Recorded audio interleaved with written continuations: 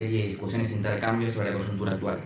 Por eso, desde Surplus, el grupo al que represento hoy aquí, de docentes y estudiantes de esta casa de estudios, hemos planificado otras 2 actividades a lo largo del mes, a la cual están todos invitados a asistir, en este mismo sentido, en el sentido de discutir la coyuntura. Les adelanto que ya el próximo jueves va a venir Alexander Roy, quien es un académico muy destacado, a hablar también de temas de coyuntura. Y bueno, invitamos a todos a participar y a sumarse del grupo de estudios quien quiera. Y por último, también me gustaría destacar que en momentos donde la discusión económica ocupa más horas televisivas que nunca, aunque ya lo ha hecho desde siempre, nos parece pertinente que deje de ser la discusión, como lo es en la televisión o el medio de comunicación en general, superficial y llena de conceptos mal estructurados, y desde Surplus creemos que la universidad pública debe ser no solo un ámbito de enseñanza teórica, lo cual lo apartamos mucho de todas las materias, sino también un espacio donde la coyuntura tome un lugar preponderante para ser analizada en profundidad con herramientas mucho más sólidas y ofrecer un espacio para que el disertante se extienda y los oyentes puedan hacer preguntas. Esta convicción, entre muchas otras, es la que nos reúne como grupo de estudios a todos los que formamos parte del mismo. Bueno, sin querer dilatar más esta introducción, vuelvo a agradecer a nuestro expositor y le cedo la palabra a Fernando, que presentará al invitado. Muy bien, muchas gracias, Valentín. Bueno, reitero agradecimiento a las autoridades de la facultad, a los no docentes, especialmente a Andrea, que realmente se portó impresionantemente bien,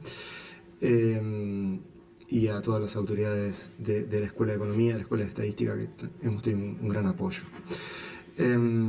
La agrupación Unidad por la Universidad es una agrupación docente de esta facultad, ya venimos trabajando hace mucho tiempo, y nuestra idea es, en esta coyuntura tan complicada de la universidad pública, es volver a poner de manifiesto los valores de la universidad pública y trabajar principalmente en el ámbito académico por la excelencia académica, y cambiar todo lo que haya que cambiar para mejorar nuestra facultad y nuestra universidad, y también en términos ya más globales, intentar reflexionar y que la universidad sea parte de un cambio sustancial en la discusión nacional del proyecto de país que queremos, del proyecto de desarrollo que queremos, y de una universidad inserta en un proyecto nacional que hoy claramente no tenemos, pero que la universidad debe ser una pieza fundamental en la construcción de ese proyecto nacional, y no una pieza endogámica o separada del quehacer nacional y especialmente del modelo de desarrollo, ¿no? Como muchas veces pasa, y ha pasado, inclusive en este mismo año lo hemos visto, discusiones por afuera, por adentro del Consejo Interuniversitario Nacional. Bien, hago una muy breve presentación de Martín, obviamente exministro de Economía, ya todos lo saben, licenciado en Economía por la Universidad de La Plata, máster en Economía por la Universidad de La Plata, doctor por la Universidad de Brown en Estados Unidos, profesor de la Universidad de Columbia, tal vez esto también bastante conocido y reconocido, director de la consultora Sudamericana Visión, que está trabajando de una forma también muy importante, bueno, y autor de innumerables trabajos muy referenciados en el ámbito académico, con lo cual estamos ante un economista de fuste internacional. Y docente de la Universidad Pública, y me acota, profesor de la Universidad Nacional de La Plata también.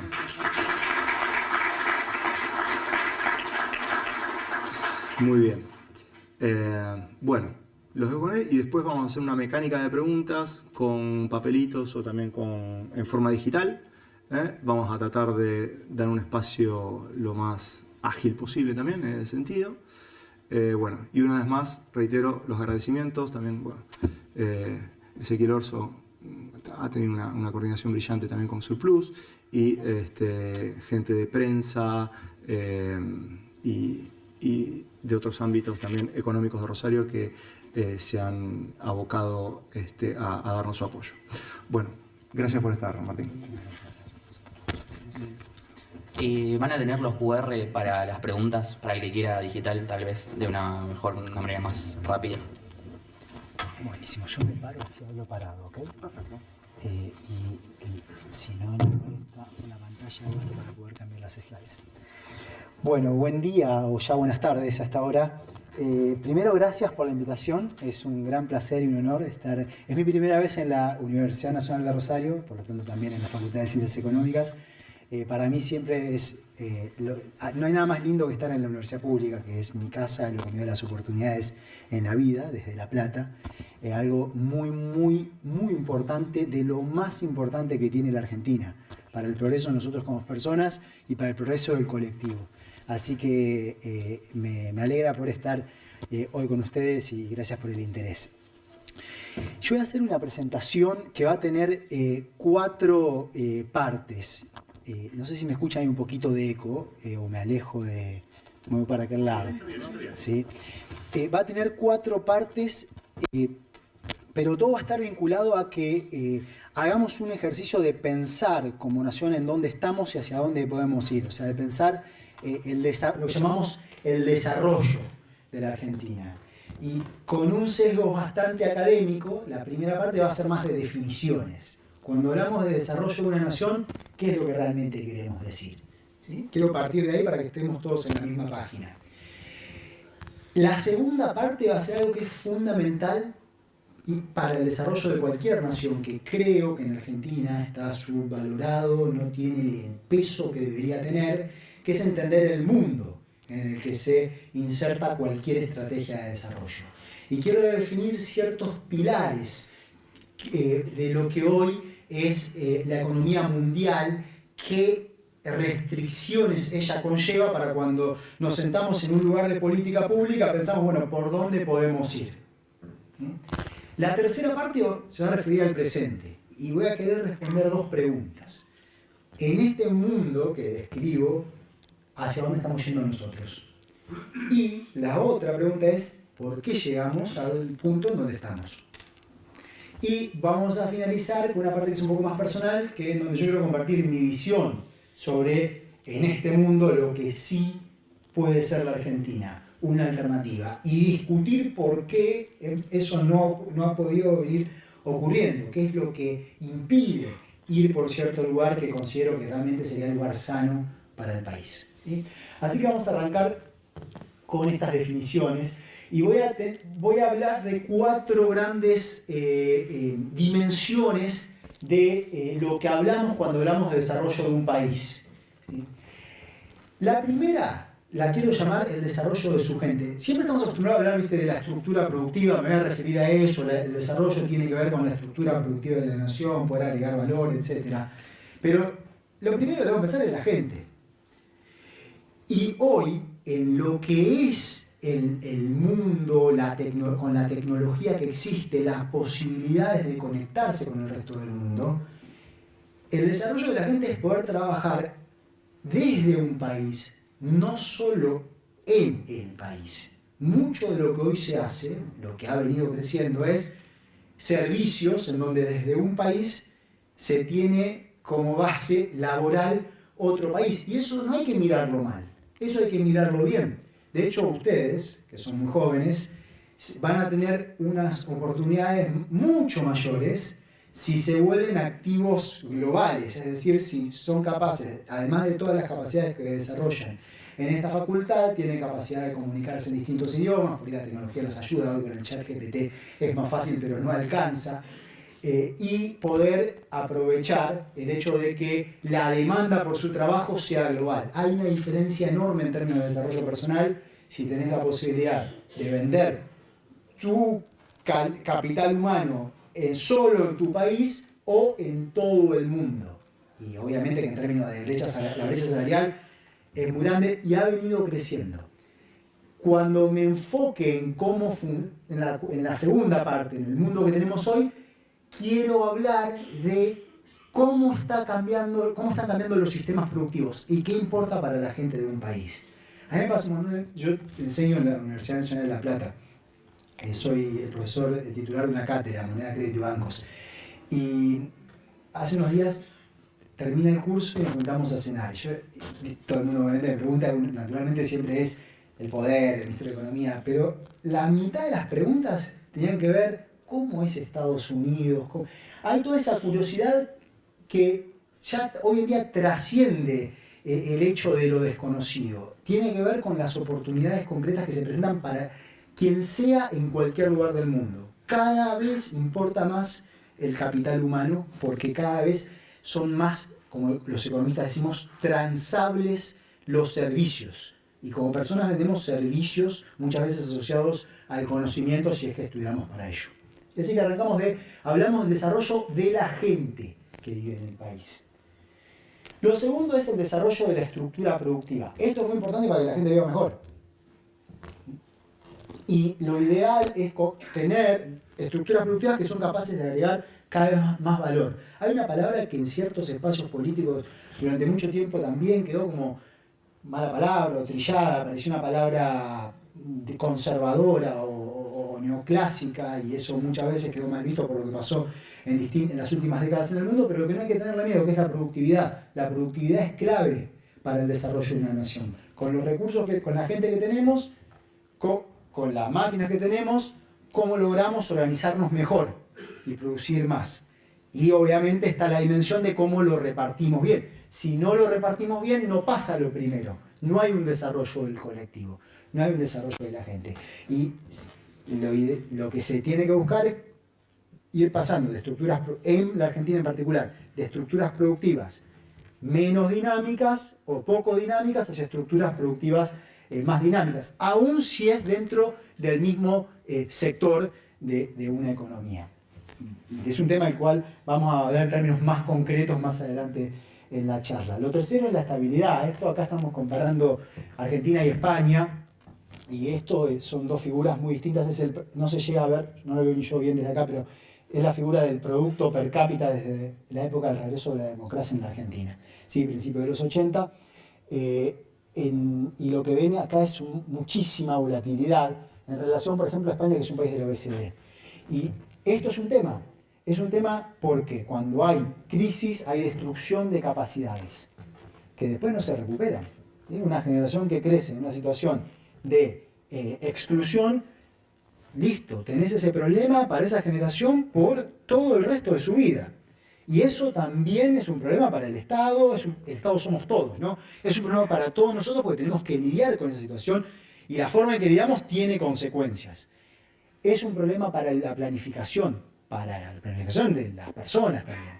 No es lo mismo decir en un ambiente donde todo el tiempo cambia la tendencia hacia dónde vamos que en un ambiente donde hay una tendencia bien definida. La estabilidad es un objetivo de toda estrategia de desarrollo económico. ¿Sí? En el caso particular de Argentina, la estabilidad lo que requiere es no estar chocándonos todo el tiempo contra los problemas de falta de divisas. Nos queremos sacar el peso de encima al mismo tiempo que faltan divisas. Por algo nos queremos sacar el peso de encima, por algo eso ocurre. No es que es un fenómeno de la naturaleza, y terminamos teniendo saltos todo el tiempo del tipo de cambio que al mismo tiempo generan consecuencias productivas. Eso es, como digo, la estabilidad es un objetivo primordial de cualquier estrategia de desarrollo. Y las últimas dos, que las pongo juntas, que también son conceptos bastante bastardeados, pero para mí muy, muy importantes: el federalismo, y nosotros siempre nos referimos a soberanía. Y yo quisiera usar otro concepto, el concepto de la identidad nacional. La identidad nacional es un valor, tiene valor de mercado inclusive. A mí me pasa, yo soy profesor en la Universidad de Columbia en Nueva York.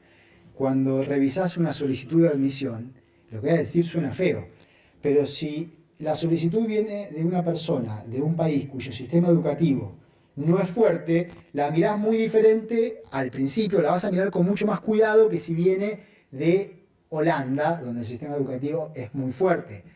Hay una marca, el marca país, y eso tiene un valor para el primer objetivo que decíamos del desarrollo de la gente. ¿Sí?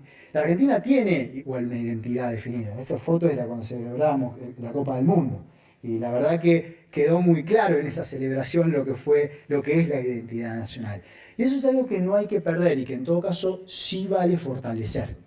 Y fortalecer la marca del país. Vamos ahora a hablar del marco global para el desarrollo económico en el mundo y me voy a referir a 4 grandes temas para pensar, que hoy son restricciones para pensar el desarrollo. Quiero arrancar por el concepto de la ventaja comparativa. Está bastante oscuro, pero si no se ve, no se preocupen que yo se los cuento. Muchos de ustedes son estudiantes de economía, ¿sí?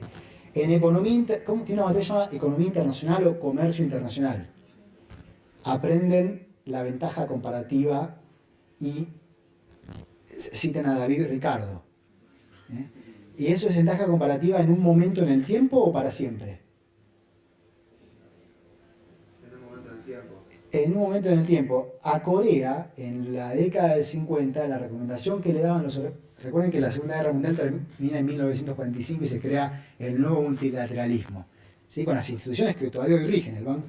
Después lo que pasó a ser el Banco Mundial, el Fondo Monetario Internacional, las Naciones Unidas, pero las instituciones multilaterales le decían a Corea: vos tenés ventaja comparativa en producir arroz. ¿Sí? La teoría de ventaja comparativa dinámica de David Ricardo diría: tenés abundancia relativa en aquello que te permite producir arroz. ¿Qué produce hoy Corea? Microchips, produce teléfonos, alta tecnología. ¿Sí? Y más que eso, pasó a exportar servicios. ¿Se acuerdan del video hace ya unos años eran chicos? El Gangnam Style, que explotó un coreano que cantaba rarísimo. Bueno, eso es exportación, miles de millones de vistas. Eso es exportaciones de servicios. Eso es alto valor agregado. La ventaja comparativa estática puede diferir de la ventaja comparativa dinámica. Y la mayoría de las veces difiere. ¿Ok? Lo que te dice la ventaja comparativa estática es: tenés que especializarte en aquello que tenés abundancia relativa.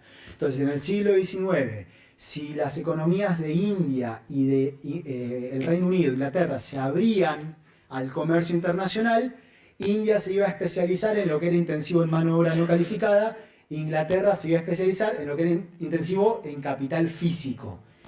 Obviamente eso tiene consecuencias dinámicas, como el capital físico era en ese momento más complementario del capital humano. ¿En dónde creen que iba a haber más generación de conocimiento? ¿En cuál de las dos sociedades? Y en Inglaterra, y esa es la que fue mejor. ¿Ok? Ese mundo ni siquiera es el de hoy, porque casi todo se mueve. El capital físico, que en el siglo XIX era mucho más caro mover, hoy se mueve con un costo muy bajo. Y el mismo trabajo se mueve. De hecho, se puede mover sin siquiera moverse del país, como estábamos hablando antes, desde la computadora o el teléfono. ¿Qué no se mueve en el mundo? ¿Qué está en un lugar, en un país, y no lo podés llevar a otro? Eso es cierto. El capital físico sí se mueve, justamente. Es mucho más fácil moverlo que lo que era en el siglo XIX. Pero hay un tipo de capital físico, no las máquinas. Hay un tipo de capital físico que no se mueve, que es la infraestructura que queda en el lugar, las rutas, los puertos, todo lo que termina el costo de la logística. Este edificio, esto no se puede mover. La Universidad Nacional de Rosario está acá. ¿Sí? Entonces, esa infraestructura es algo que no se mueve, queda en el lugar. Y lo otro que no se mueve se pueden mover las personas, pero no se mueven las instituciones que generan conocimiento. ¿Ok? La Universidad Nacional de Rosario se queda en Rosario, la de La Plata se queda en La Plata, y la Universidad de Columbia se queda en Nueva York. La ventaja comparativa te la da la abundancia relativa en aquello que no se puede mover de un país a otro. ¿En qué invierten los países que hoy le va bien? En eso que no se mueve. Tienen infraestructura, muchas veces es digital, ¿okay? No solo física. Y tienen instituciones que generan conocimiento. En Estados Unidos no hay nada más importante que el sistema universitario. Es lo que le da esa ventaja competitiva que tiene con respecto a la mayor parte del mundo. Mismo en China, la inversión en la educación universitaria ha sido majestuosa en las últimas décadas. Y eso contribuye a el salto tecnológico que han venido experimentando. Entonces, cuando pensamos en términos de la ventaja comparativa hoy, la determina eso que ven ahí. El conocimiento, la infraestructura. Y hay algo más. Quedaron mal los números. Hay algo más que es hoy la resiliencia es la seguridad nacional. Si estás expuesto a que caigan las bombas en tu país, la tenés complicada. ¿Ok? Y vamos a ver, más ahora en unos minutos, que ese es un argumento muy importante para la definición de la política económica, sobre todo en los países avanzados hoy, que tiene consecuencias para Argentina y para el resto de los países en desarrollo. La resiliencia, la seguridad nacional es un tema muy importante. Segundo bloque del mundo que tenemos hoy, me quiero referir a tres partes, tiene que ver con el comercio internacional. Cómo se organiza el comercio y cómo se piensa el comercio a futuro. Primer tema es un tema de la evolución de la tecnología. Ahí no lo ven, pero después pueden compartir la presentación y se los quedan. Yo le quería poner algunos trabajos académicos, algunos papers que les pueden servir también para su propia carrera. Aquí pongo uno de Richard Bowen, que es sobre, se llama Robótica y Desarrollo, cuando la manufactura no genera trabajo y los servicios son transables. Esto es lo que les estaba diciendo antes. Hoy mover un servicio se hace con bytes. El costo de transporte ha bajado muchísimo. ¿Y qué está pasando en la manufactura? Un ejemplo. ¿A dónde es Adidas? ¿De dónde es? Alemana. ¿Se acuerdan que se fue a China en un momento? Bueno, ahora volvió a Alemania ya hace unos cuantos años. Yo estuve hace unos años en la fábrica de Adidas, las zapatillas. Una persona en una planta enorme, el que trabaja en las computadoras. ¿Okay? Todo lo hacen robots. Entonces, la manufactura hoy tiene una demanda muchísimo menos trabajo que antes. Ojo con esto. Es muy importante entender esto porque históricamente se ha pensado en la manufactura como aquel sector que te puede generar eslabonamientos productivos, más valor y al mismo tiempo trabajo. Eso era Corea. ¿Qué ocurría con un país como Corea? En los sectores que le generaban divisas, le generaban trabajo y agregaban valor a la producción era lo mismo. Con el mismo sector, con la manufactura tenías todo. Hoy ya no pasa eso. Entonces no podemos pensar que las estrategias de los 50, inclusive las estrategias que formaban la base del peronismo inicialmente, puedan funcionar. No sirve eso, porque cambió el mundo, cambió las cadenas globales de valor, cambió la tecnología, y eso también cambia cómo se organiza el trabajo. Esto hay que tenerlo muy presente. Los servicios son más transables y la manufactura es menos transable. ¿Sí? Es más difícil, es decir, tiene menos participación de algo que no se pueda mover de un lugar a otro. Antes, si tenías que requerir mucho trabajo, la manufactura iba hacia donde el trabajo era más barato. Pero si no requiere de trabajo, no va donde el trabajo es más barato. De hecho, Adidas se volvió de China a Alemania. El punto 2b, comercio internacional, se está pensando la lógica del comercio internacional con este argumento de la resiliencia. Hay un discurso que se lo sugiero que lo miren, es muy impresionante, además porque como muy impune. No se ve ahí, es abril del 2023, este señor con quien yo he hablado mucho, Jake Sullivan, que es el consejero de Seguridad Nacional de la Casa Blanca de los Estados Unidos. Y les puse el primer párrafo ahí porque lo primero que hace dice, yo voy a hablar de economía y pide disculpas que no sea el equivalente a la ministra de Economía de Estados Unidos, la secretaria del Tesoro. ¿Sí? Como que es la máxima autoridad en seguridad nacional la que da el discurso sobre la política económica del gobierno de Biden en los Estados Unidos y no la secretaria del Tesoro de los Estados Unidos. ¿Y qué es lo que dice ese discurso? Lo que dice es, estamos perdiendo ventaja con respecto a China en sectores clave de la cadena de producción global. Estamos perdiendo el control del litio, que es un recurso clave para el futuro, para el desarrollo del futuro, y estamos expuestos a que si, no lo dice así, pero yo lo traduzco, a que si China quiere hacer lío con Taiwán, tenemos todos una crisis de semiconductores. No producimos semiconductores, todos usan semiconductores, casi todos, ¿no? Ahí tenemos semiconductores, ahí en la cuenta prendida tenemos semiconductores, en sus teléfonos. si no producimos chips, dice el gobierno de los Estados Unidos, y de pronto hay una crisis en la cadena de chips, tenemos una crisis de todo, porque todo usa chips. Tenemos una crisis de desempleo. Así que, ¿qué hay que hacer? Dice, hay que hacer política industrial. ¿Cómo? Uno se pregunta. ¿Cómo? ¿No era que la política industrial generaba un campo desnivelado, que estaba mal que los estados subsidien ciertos sectores porque dañaban la competencia entre los distintos productores o entre los distintos países?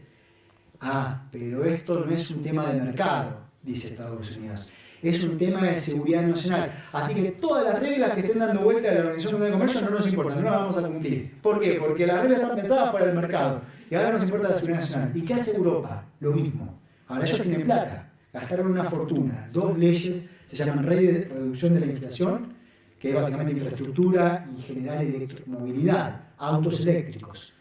Y Ley de Chips y Ciencia, se llama así. Y Europa hizo lo mismo, China hace tiempo lo viene haciendo, y nosotros vamos a charlar de eso. Además no tenemos la espalda financiera que tienen estos países. Pero hoy hay una vuelta, se revivieron las políticas industriales, de acuerdo a este argumento. Obviamente que eso pone en tensión todas las reglas del comercio internacional. Este es un paper que escribimos Joseph Stiglitz y yo, un querido autor de hace muchos años, que además es premio Nobel de Economía, una gran cabeza. Que lo que estudiamos es qué mundo vamos a construir desde el punto de la regla del comercio. Porque la verdad que lo que siempre, yo digo, la economía no es también una ciencia política. Los mercados no funcionan en un vacío, funcionan en un conjunto de reglas, leyes, normas, que son el resultado de decisiones que tienen que ver con el poder. El que puede hace y marca la regla de juego del mundo. Siempre pasó en la historia de que hay comercio internacional, que los países que se vuelven el imperio logran establecer una ventaja a partir de un rol muy importante del Estado. Y una vez que logran esa ventaja competitiva, ¿qué dicen? Ahora quiero liberalismo. ¿Sí? No tiene que haber ninguna intromisión del mercado en el comercio internacional. Esto pasó con Inglaterra. Cuando Inglaterra, si no hubiera tenido el rol que tuvo el Estado para afectar a los precios relativos, no hubiera sido la potencia mundial que fue. Cuando se volvió potencia mundial, recién ahí dijo, no, liberalismo. Claro, vos sos el que mejor está. Entonces sos el que más chance tiene de venderla a todo el resto. Cuando dejó de ser, cuando empezó a perder con respecto a Estados Unidos, que dijo, no, pará, vamos a frenar con el liberalismo. Estados Unidos está haciendo exactamente lo mismo en este momento. Era Organización Mundial del Comercio, no tiene que haber subsidios, no tiene que haber políticas industriales. Mentira igual, porque su sector agrícola está recontra protegido. Aquí en Rosario, por ejemplo, tendría mucha más venta de producción de bioetanol si no tuviéramos el proteccionismo que tiene Estados Unidos con respecto a las exportaciones de Argentina. O sea que es mentira además. Pero hoy es ya muy explícito y lo que se plantea es, o sea que las reglas solamente están para ser cumplidas cuando le conviene a los poderosos. Cuando ya no les conviene no se cumplen más. Ese es el mundo. Siempre hay que pensar en la economía global en términos de realpolitik. Y vamos a hablar más de esto. Funciona así. Entonces, desde Argentina, tenemos que entender que este es el mundo en el que estamos. Esto es muy importante para cuando definimos la política exterior económica. ¿Ok? Vamos a ver que tiene consecuencias severas. Hay un libro muy interesante que, si no lo vieron, se lo recomiendo. Ha-Joon Chang. H-A-J-O-O-N-Chang. Que es un economista coreano, hace muchos años trabaja en Inglaterra, fue profesor en Cambridge, ahora profesor en SOAS, que se llama Pateando la escalera del desarrollo. Una obra espectacular de historia que va caso por caso mostrando qué rol tuvo el Estado en los países que se lograron desarrollar y una vez que llegaron a ese punto, qué políticas para el comercio internacional fueron promoviendo. Y este es el mundo que estamos viviendo hoy. El tercer punto, y esto es muy importante, es el tema climático. Esto es importante no solo desde el punto de vista ambiental, sino desde el punto de vista económico y social. ¿Qué ocurre? El cambio climático es una realidad. No hay manera de seguir con el mismo sistema productivo global si queremos tener sostenibilidad de nuestro planeta. Ahora, las decisiones que se toman a nivel global, no es que a la gente le importe el cambio climático, no se internalizan todas las externalidades negativas a futuro de esto. ¿Ok? Pero obviamente que ha venido habiendo una demanda política, una demanda de la sociedad por hacer algo al respecto, y algo se ha ido haciendo. Cuando la coyuntura global cambia, como pasó con la guerra en Ucrania, que implicó que en Europa no había gas, y ahí ya se importa menos en las sociedades el cambio climático, se empieza a quemar carbón. Pero hay una realidad, que es que el mundo va hacia cobrarle más a las emisiones de carbono. Y pasa también porque hay quien ya sacó una ventaja comparativa en producir de forma ambientalmente sostenible. Hay empresas que tienen más capacidad de emitir menos carbono. Pensemos de la siguiente manera. Si tenemos un país, Alemania o Estados Unidos, que ya sacó una ventaja con respecto al resto, ¿qué creen que va a promover para la regla del comercio internacional? Va a decir, si vos no me... ¿Por qué? Va a decir, si no producís con menos emisiones, no te penalizo. ¿Pero por qué? Porque le vas a tener que comprar la tecnología a ellos. ¿Ok? Funciona así. Bueno, esto es hacia donde estamos yendo hoy. Cuando te pide una reunión un embajador de una nación de la OECD, te viene a vender su tecnología, no es que, la economía verde, me importa tu país, quiero que haya energías renovables. No, yo quiero que vos uses mi tecnología para producir energía eólica. Ese es el punto. Y esto lo tenemos que tener muy claro, porque a nosotros no nos conviene usar las tecnologías de otros necesariamente. A nosotros nos conviene, prefiero que haya un INVAP fuerte, por ejemplo, ¿ok? Antes que quedar rezagados de vuelta, porque puede haber una lógica colonial de facto, desde el punto de vista productivo, como ya tantas veces ha pasado. Son temas que hay que tener muy presente de vuelta desde la Argentina. Y lo cuarto va a ser un poco más largo. Son las restricciones de los estados. Y quiero enfocarme en tres cosas. Primero, esto es muy... Para los estudiantes de economía esto es muy básico. Y en la sociedad cuesta tanto. Esto no saben lo que yo lidié con esto, cuando estaba en el gobierno. Las restricciones de presupuesto. Esto tendría que ser el ABC. Esto es en pesos. Lo que te dice es, mira, todo lo que gaste el Estado, ya sea porque es el gasto primario del Estado, de la educación, la salud, la obra pública, los salarios públicos, etc., las universidades, más lo que paga de intereses por su deuda en un periodo, ¿eso cómo lo financia? ¿Cobra impuestos? ¿O se endeuda, aumenta la deuda entre un periodo y el que sigue? ¿O el Banco Central está imprimiendo? Ahora, si lo escriben en minúscula, que esto otra vez quedó medio mal, en términos de bienes, de lo que podés comprar, te dice, bueno, mira, esto es el resultado fiscal. La diferencia entre lo que gastes, lo que recaudes y lo que pagues de intereses por la deuda, dividido todo por el IPC, ¿no? O sea, cuánto puedes comprar.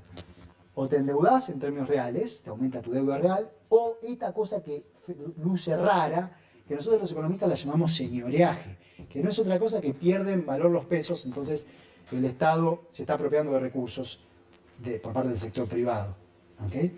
Y esto es así, siempre, esto es una identidad. Obviamente que después podés, por ejemplo, reestructurar la deuda y pagar menos. Pero esto es una restricción de presupuesto. No hay ideología detrás de esto, es un hecho social. Si tenés déficit, o te estás endeudando o estás recurriendo a usar la inflación, excepto si tuvieras una sociedad en donde se emite una moneda que todo el mundo quiere. Estados Unidos emite el dólar, hay demanda por el dólar, tiene la posibilidad de apropiarse de recursos sin que necesariamente haya un impacto inflacionario, porque los argentinos queremos dólares, los rusos quieren dólares, hay un aumento de lo que se llama la demanda del dinero, la demanda de la moneda que emite un país. En un país como la Argentina no pasa eso, para nada, al revés, si se emite más va a caer la demanda por el dinero local. Entonces, si tenés déficit en un momento dado, sabés que de alguna forma hay que financiarlo. Es así. Hay veces que no queda otra y que conviene. Y hay veces que inclusive es muy feo porque no podés tener crédito, como ha pasado. Por ejemplo, cuando hubo pandemia en la Argentina en el 2020, no había crédito y había que tener déficit, o si no, cuántas pymes cerraban, cuánta gente quedaba en la calle. la gente no pudiendo salir a trabajar, imagínense, además, el sector informal, si no había un ingreso familiar de emergencia, un IFE, ¿qué ocurría? Y no te queda otra que recurrir a lo que tenés, y las disyuntivas son mucho más complicadas, porque sabés que va a generar inflación, ¿ok? Pero esto, sin entender esto no hay manera, no hay desarrollo posible. Sin entender que de la nada, yo tenía un profesor que decía, de la nada nada viene y nadie te regala nada. ¿Ok? Eran las dos premisas. José María Fanelli, que algún curso de la maestría que tomaba en La Plata se podía tomar en la UBA, me parecía fantástico, lo contaba así. No hay manera, ¿eh? Si no tenemos esto en el ADN de la política pública, siempre terminamos en alguna forma de problema. Ahora, ¿qué ocurre? Para cobrar impuestos cada vez hay más problemas en el mundo. Hay un problema global de la arquitectura tributaria internacional. Yo les recomiendo este libro de Gabriel Zuckman, La riqueza escondida de las naciones. Les voy a contar en 3 palabras o 10 palabras lo que hace el libro. Pensemos en la economía mundial, el planeta Tierra. ¿El planeta Tierra es una economía abierta o cerrada? Y la verdad que con Marte no estamos teniendo mucho comercio internacional. Es cerrada. Entonces, ustedes que estudian economía me van a responder la siguiente pregunta. La suma de lo que llaman las cuentas capital del mundo. Y la cuenta capital que mide las transacciones entre un país y el resto del mundo en términos financieros. ¿Sí? Si entra o sale el flujo. Si sumo todas las cuentas capital de todos los países del mundo, como el planeta Tierra es una economía cerrada, ¿cómo tiene que dar? No, sí, pero no da cero. Tiene que dar cero, pero no da cero. Lo que Zuckman descubre es, pará, la plata se está yendo a otro lado. Es como si estuviéramos exportando capital a Marte. No va a Marte. ¿A dónde creen que van? A las guaridas fiscales. Queda no registrado. ¿Qué ocurre en el mundo? Los ricos no pagan impuestos. No pagan, muy poquito. No pagan ni de forma directa ni de forma indirecta. De forma directa, tenés tu plata en algún lugar. De forma indirecta, vamos a hacer una cosa. Supongamos que venimos a... Mirá lo que podemos armar en Argentina. Venís a invertir en un recurso natural, con el RIGI. Y decís, voy ahora voy a generar toda esta ganancia en el país. Por ahí, como con el RIGI es tan escandaloso, ni siquiera hace falta hacer lo que ahora les voy a decir que sí se puede hacer. Vos tenés una ganancia y decís, yo creo una empresa subsidiaria con base en una guarida fiscal. Irlanda, voy a cambiar un poquito, cualquiera de las islas estas, Islas Caimán. Y lo que digo es que yo no hubiera podido ganar todo esto en la Argentina si no hubiera demandado este servicio de consultoría de mi propia subsidiaria, donde está el capital humano, que mentira, no está ahí. Entonces, digo, transfiero en la forma de una consultoría todos los beneficios a esa empresa subsidiaria que tiene jurisdicción en una guarida fiscal, que paga 0 impuestos. Entonces, ¿en dónde se graban las ganancias? En la que te cobra 0 impuestos. ¿Okay? ¿Y cuánta ganás en Argentina? 0. Cuando pagás 0. Pero ganaste todo acá. Entonces la multinacional tampoco paga impuestos. Es decir, sus accionistas se benefician. Ese es el mundo en el que estamos. ¿Y a quién le cobra? ¿Qué hay que financiar? Tenemos que financiar la salud, la educación, la infraestructura pública, si es que se gasta, hoy estamos en otra historia, la universidad. ¿Y a quién le cobramos impuestos? ¿Y a quién le terminamos cobrando? A la clase media también y a las pymes. Y entonces si tenemos unas pymes, me pasa a mí con mi propio think tank, ¿qué decimos del Estado? Nos está pisoteando el Estado, encima la informalidad ha venido creciendo en el mundo, y entonces ¿que nos gusta o no nos gusta el Estado? Sacame al Estado, la solución libertaria, pero no funciona, ya vamos a ver que no funciona, acá ya se va a ver, no funciona. Esta es la globalización que tenemos, ha llevado a este lugar, tiene consecuencias políticas severas. Y no es un tema argentino, es un tema mundial, sobre todo del mundo occidental. Las sociedades orientales han ido por otro lado. Pero en el mundo occidental esto está afectando al futuro de las democracias, al presente de las democracias. Y deslegitima a los estados, pero los estados son clave. Ustedes están en una universidad pública, yo tuve las oportunidades que tengo en la vida porque pude ir a una universidad pública, ¿no? Digamos, yo fui primera generación de universitarios. Nadie en mi familia había podido seguir ese camino. Y eso es muy importante para el desarrollo de una sociedad. Y sacarlo por esta lógica nos mata, ¿sí? Pero ahí es donde estamos y tenemos que entender eso y cómo lidiar con eso, porque hay formas de atacar eso. Y lo tercero, yo no me quiero quedar sin tiempo para discutir el presente, así que... Tengo 15, un ratito más. Tiene que ver con lo que ha venido pasando con las deudas. Ok, te voy a apurar un poquito. Pero, rápido. Hay algo que cambió el mundo. La caída del banco estadounidense Lehman Brothers en el año 2008. Y la respuesta, primero del gobierno de Estados Unidos y después de Europa, de salvar a sus sistemas financieros. ¿Que cómo lo hicieron? Imprimieron plata y se la dieron al sector privado. Se la regalaron. ¿Quién la pagó? Los contribuyentes. ¿Okay? Ahora, el sector privado se encontró con un montón de dinero. Imagínense esta situación. Está manejando el portafolio, está manejando una cartera de activos de un fondo de inversión en los Estados Unidos. Yo, como profesor de Columbia, el dinero de mi jubilación lo maneja un fondo de inversión, o sea, lo de financiación de la universidad. Lo pone en un fondo de inversión. El fondo de inversión está compitiendo contra otros. Necesita tener un retorno más alto. Si la tasa de interés, ¿qué es lo que pasa? ¿Qué pasa cuando hay un montón de dinero en la economía con la tasa de interés? Baja, vale menos el dinero. ¿Okay? Si en Estados Unidos es cero, ¿qué es lo que pasó? ¿Qué hacen esos fondos? ¿Qué buscan? Ponerla en otro lado. De hecho, quieren que no haya controles de capital de ningún tipo para que sea más fácil ponerla y sacarla en otro lado. Hay una agenda política internacional que tiene que ver con intereses concretos. Esto pasó. ¿A dónde fue la plata? Fue a África, que ahorita en todos los países, muchos países tienen crisis de deuda. Vino a América Latina. Argentina vino más tarde y nos pegó una trompada en la cabeza. Fue el 2016 cuando Macri toma toda la deuda que toma en el mercado internacional. Obviamente que si no tomaba eso tenía enfrentado otras disyuntivas, la de la restricción del presupuesto que veíamos antes. O baja más rápido el déficit o recurre más al señoreaje. Siempre tenés una disyuntiva, no es que milagrosamente se puede no tomar la deuda y está todo el resto igual. No es así. Seamos bien conscientes de lo que estamos discutiendo y discutámoslo bien. Pero sí que, así como vino acá mucha deuda, ocurrió en toda la región. Ese es un gráfico de América Latina y el Caribe. Lo que ven es que desde el año 2008 creció muchísimo la deuda pública. Y que la barra que más creció era de color naranja, que es la deuda con el sector privado internacional. Son los acreedores privados, en la forma de bonos. ¿Ok? Entonces, ¿qué pasa hoy? Esto me pasa a mí, yo hablo con un montón de presidentes o ministros de la región. Están todos en la misma de... Me cuesta mucho dar algo que tenga una restricción de presupuesto tan fuerte, tan dura, que desde la política pública tengo poco para dar. Y eso termina generando problemas, como vamos a ver en la última parte de la presentación, problemas sociales, problemas políticos, problemas de representatividad. ¿Okay?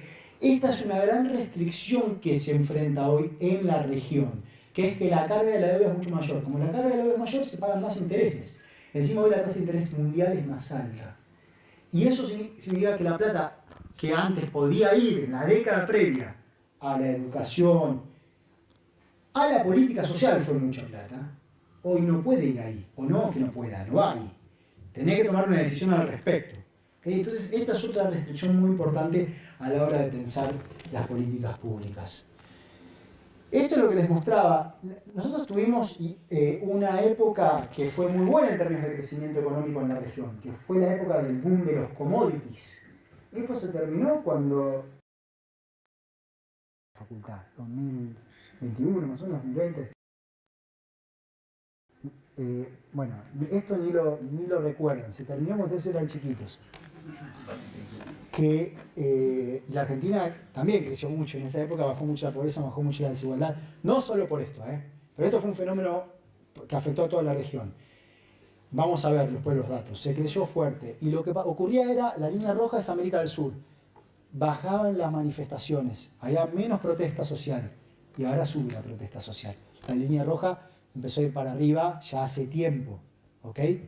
Hay mucho más descontento y los presidentes se vuelven impopulares muy rápidamente. Cuanto más alto sea el valor en esa línea, es más impopular. ¿Cuál es la excepción en América Latina? El presidente de México, AMLO. México es un caso diferente, ya lo vamos a ver.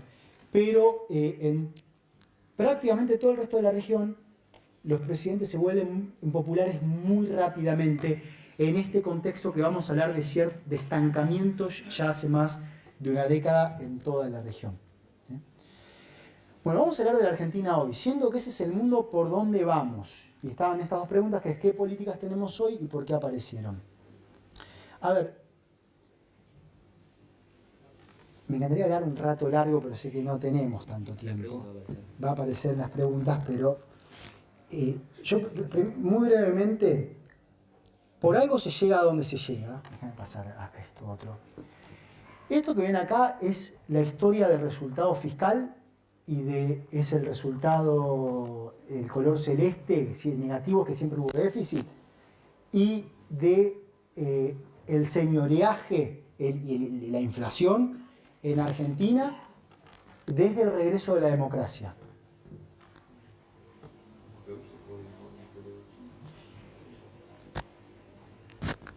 Entendamos lo siguiente. Cuando el país regresa a la democracia, las condiciones iniciales económicas eran malas. Por ahí no lo contamos bien. ¿Sí? Esto de que con la democracia se come, se educa y se cura. Se come, se educa y se cura y se educa. Por ahí no contamos bien las restricciones que se enfrentaban en ese momento, pero lo que pasa en esa época de la historia en el mundo es que había habido una crisis a partir de la formación de un cartel en la década previa de los países que exportaban petróleo. El petróleo, un insumo aún más importante que hoy en términos de peso en la cadena de valor global. Eso generó inflación internacional. Pero cuando esos países se agrupan y aumentan los precios, de pronto tienen muchos saldos sobraban los dólares, lo que se llama el superávit comercial y el superávit de la cuenta corriente. Y cuando te sobran los dólares, ¿qué haces? Los tenés que mandar a otro lado para que tenga un retorno. ¿Cómo se mandaron? En la forma de préstamos, los bancos estadounidenses, los bancos japoneses, intermediando. En la Argentina, durante la dictadura, se toma una deuda muy grande que el mercado internacional le estaba dando a una dictadura, con tasas de interés que flotaban. Quiere decir que si cambiaba la Reserva Federal de Estados Unidos la tasa, nosotros pagábamos, también nos cambiaba la tasa. Y a principios de los 80, la Reserva Federal de Estados Unidos dice, pará, a mí me importa la inflación, mi problema es la inflación. ¿Y qué hace?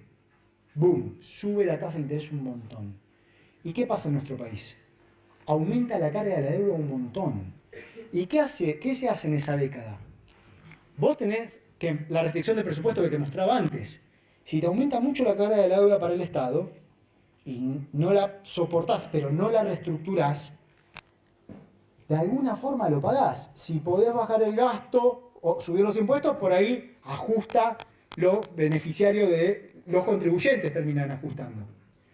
Y si no lo podés hacer, lo ajustan también los contribuyentes de otra manera. ¿Cómo? ¿Cuál es la que te queda? Si no podés bajar el déficit, que está ahí tan alto, y no reestructurás la deuda, la inflación. Terminamos con una hiperinflación. Además, esa deuda era en dólares. Entonces se queda todo el país sin dólares. ¿Sí? Tenés un problema que lo llama la balanza de pagos. El mecanismo que te termina generando la inflación es el salto del tipo de cambio. En Estados Unidos usaron todo el peso de la política exterior para evitar que hubiese una reestructuración de esas deudas, porque estaban en manos de los bancos. Los bancos, si caen los bancos, hay una crisis para todo el mundo. No es una crisis, no es lo mismo que un fondo de inversión quiebre. ¿Sí? Caen los bancos, ustedes tienen en Estados Unidos todo el mundo tiene la plata en los bancos, más en los 80 que ahora. Y pisotearon a la región, y así es como Bolivia, Brasil, Argentina, todos terminaron con hiperinflación. Así arrancamos. Después tuvimos la década del 90, donde si ven la línea roja está en el cero, no hay inflación, pero lo que hay, sigue habiendo déficit fiscal. Lo que pasa es que cuando en el gobierno de Menem se hacen esas reformas económicas de quitar al Estado lo máximo posible de la economía. ¿Qué hace el mercado de crédito internacional? Pone plata. Mucha plata por mucho tiempo. ¿Ok? De hecho, esa Argentina crece con mucho impulso de la deuda. Pero después eso termina muy mal, y no tenemos tiempo de meternos en el detalle, y termina en la peor crisis económica y social de nuestra historia, que fue una tragedia. Yo empecé ese año en la facultad, año 2001, obviamente motivado por toda esa situación que vivía la Argentina. Y después tuvimos un periodo en donde tuvimos un ordenamiento y mejoró mucho, este es este periodo de acá, mejora mucho la distribución del ingreso, baja la pobreza. Eso no se sostuvo, se fue contaminando todo el funcionamiento del sistema, ¿sí? Cuando Milei habla de la casta existe, pero no la ataca para nada, la casta está contenta. Yo sí sé de esto, y vamos a discutir el detalle de lo que esto significa, ¿sí? ¿No? ¿Qué es lo que realmente habría que atacar para acabar privilegios? Todo eso va creciendo, el Estado también termina desarmando sus cuentas públicas. Esto que ven acá es lo que lo mata, una batalla que yo di sin éxito, que es los subsidios al consumo de energía, que es terrible porque además es prorrico, que van de 0,1% del producto en el 2003, terminan en 3 puntos del producto en el año 2014. Para que se den una idea, todo el gasto de ciencia y tecnología que financia el Estado es 0,3% del producto. Esto es un montón. Entonces, todo esto va generando, va erosionando las capacidades del Estado, y después tenemos lo que pasa con el endeudamiento en el año 2016, el endeudamiento externo en el año 2016, que dura 2 años nada más, a diferencia de los 90. 2 años después se pierde el acceso al mercado de crédito internacional. El mercado le dice a la Argentina, no creo más en esto, se acabó, no le doy más plata. Y se va al FMI, préstamo más grande de la historia. Recontra problemático, un apoyo del gobierno de los Estados Unidos al gobierno de la Argentina por entonces. Y termina mal también. ¿Ok? Entonces, y después continuó una situación, primero la pandemia, después hay un año de crecimiento económico muy fuerte, con baja de la desigualdad y baja de la pobreza, que es en el año 2021, pero no se puede sostener una línea de política económica consistente, definiendo prioridades de forma realmente progresiva, y hay un montón de kioscos que hay que atacar, que son mucho más que kioscos, con esto que se habla de la casta, que tampoco se puede hacer, y termina habiendo un rechazo muy grande a todo esto de una parte importante de la sociedad. Entonces terminamos en las políticas que terminamos hoy. ¿Qué pienso de esto? Pienso que a la Argentina no le va a dar progreso, en mi opinión, porque cuando cotejamos esto con lo que los países hoy logran para desarrollarse, no estamos en esa página. Decíamos que los países que se desarrollan son los que generan abundancia relativa en la generación de conocimiento y, o sea, en las instituciones que producen conocimiento y en la infraestructura física y digital que se queda en el lugar. Y eso no está pasando. De hecho, se está depreciando ambos componentes. Entonces, lo lógico es esperar que la productividad en el país no crezca, sino que en el tiempo vayamos viendo cierto nivel de depreciación, que coexiste con algunos sectores que sí tienen un desempeño muy positivo, principalmente el sector energético, producto de cosas que también hace cierto tiempo vienen ocurriendo en la Argentina, y que posiblemente siga teniendo un desempeño positivo, y que yo creo que ahí sí se van a hacer inversiones que son importantes para la Argentina. Pero bueno, es un poco de lo mismo, un poco en términos agregados de continuidad, pero mucho más regresivo. Esto que ven acá es la composición del ajuste. ¿Dónde está el ajuste? Principalmente en esta parte que son los jubilados. No se ve ahí, pero esto es el ajuste a las jubilaciones. El 40% del ajuste del gasto primario es que cayeron las jubilaciones, en términos reales. Ahora fíjense, solamente el 2% total lo explica las transferencias a las universidades. Es como algo tan chiquito que además te da tanto. ¿Por qué? Cuesta entender la lógica a veces. Por eso pareciera ser otra cosa. que tiene más que ver con una ideología más general, porque desde el punto de vista económico prácticamente no existe. ¿Ok? Gasto de funcionamiento, esto es un lugar donde puede haber mucha más eficiencia. Lo que pasa es que también el gasto de funcionamiento te cae cuando no ejecutás. Cuando no ejecutás, por ejemplo, obra pública. Y eso no necesariamente es virtuoso, pero ahí hay un espacio virtuoso porque un ajuste de las cuentas públicas sí que hay que hacer. De alguna forma tiene que cerrar. O con el gasto o con los impuestos hay que tener la elección apropiada, pero sin eso seguimos dependiendo del impuesto que constituye la inflación. Y esto sí es la parte donde hay una parte importante por hacer, que es el tema de los subsidios, principalmente los subsidios a la energía. Voy a pasar algunas slides porque no vamos a tener tiempo. Pero, a ver, hay toda una cuestión que podemos discutir. Yo tengo, van a ver bien, ahí tenemos una parte de estructura y una parte muy granular, que no es para leerla hoy, pero para que le quede a ustedes, de si hiciéramos pensando en un programa de gobierno con todo esto que les estoy diciendo, cuáles son punto por punto los temas que habría que atacar. Pero quiero cerrar con una cuestión productiva y de escribir una oportunidad que tenemos. Siendo que este es el mundo, ¿por dónde podemos ir? Bueno, hay sectores que pueden ir elaborándose, de los cuales en algunos tenemos cierta ventaja comparativa en la región, que son fundamentales para nuestra estructura productiva en la cadena global. Como decía, la energía nos puede dar una gran oportunidad. La energía es un costo de los costos. Si hay mucha mayor escala de producción energética y si se regula bien ese sector, entonces, como hay economías de escala, puede bajar el costo de la energía y eso beneficia a toda la industria. Vamos hacia un mundo de la biología. La agrobioindustria es fundamental. Yo al sector agrícola argentino lo llamaría agrobioindustrial directamente. Y hay realmente oportunidades de potenciar el desarrollo de un sector donde tenemos los recursos también humanos y tecnológicos para hacerlo. El conocimiento, esto es fundamental. Obviamente que tenemos una economía dual que conjuga, vamos a ver cuánto da el dato de pobreza cuando salga el primer semestre, pero posiblemente esté más cerca del 50% que como venía siendo cercano al 40%, y ahí tenemos una generación que está creciendo en una situación muy adversa, pero lo clave es que esos chicos y chicas puedan tener educación. Eso es absolutamente fundamental para el futuro del país. De hecho, para mí es un tema más importante de la economía. La gran campaña tendría que ser el que, acompañado por toda una política económica, pero es la educación, cómo vamos a resolver el problema de la educación en la Argentina. Y otros sectores de recursos. Todos estos sectores requieren de tres cosas para su desarrollo. Requieren de infraestructura adecuada, requieren de capital humano y requieren de un marco regulatorio adecuado.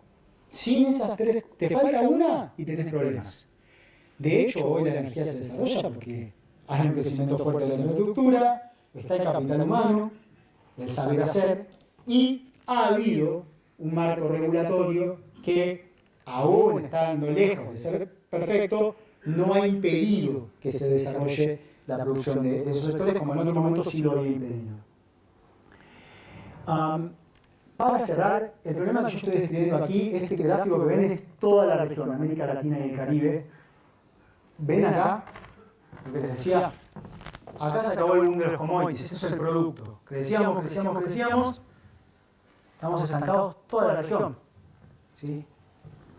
Y esto es un problema que tiene las consecuencias políticas que les decía antes. Genera malestar y genera problemas de representatividad.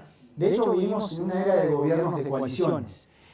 Hay un asunto que es, hay una excepción, lo ven acá, no se ve nada ahí, pero ahí es un índice de complejidad económica que se elabora en la Universidad de Harvard, el laboratorio de Hausman, y hay un país que es el outlier, el distinto, que es México. Ahora, ojo con esto, porque México es el único que tiene un patrón comercial diferente.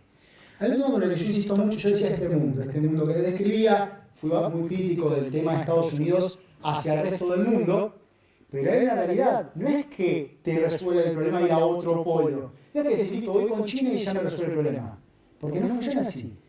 A China le va a importar China, como a Estados Unidos le importa Estados Unidos, De hecho, lo que pasa es que el patrón de comercio con los países con China es ¿qué le exportan? Lo que ven en la línea amarilla, commodities. ¿Qué importan? Lo que ven en la línea verde, manufacturas de alta tecnología o de tecnología médica. Esto es un patrón también semicolonial. Exportar lo que no agrega valor, importar lo que agrega valor. Tampoco queremos esto. De hecho, la excepción es México, que es parte de otra cadena de valor global. Entonces, esto hay que también tenerlo muy en cuenta a la hora de la estrategia de desarrollo económico. Quiero que haya tiempo para preguntas, así que voy a cerrar con un último mensaje, que es la escala de los mercados importa. La región está inmadura.